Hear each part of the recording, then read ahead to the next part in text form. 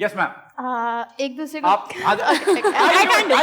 ये ऐसे करेंगी, मुझे पता था ये ऐसे करेंगी। आपको क्या लगता है कि ऐसा कौन सा काम है जो लड़कियों से हो जाता है लड़कों से नहीं होता? एक साथ रेस्टरूम यूज करना या एक दूसरे को मिलते हुए।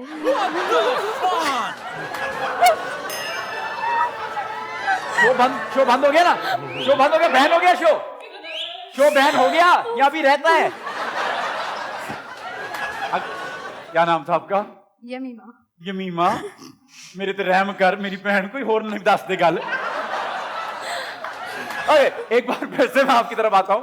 आपको क्या लगता है ऐसा कौन सा काम है जो लड़कियां कर सकती हैं लड़के नहीं? आई थिंक एक साथ रेस्टरूम यूज करती हैं कि कोई बहुत ही कोई अच्छी याद वाबस्ता है इनकी।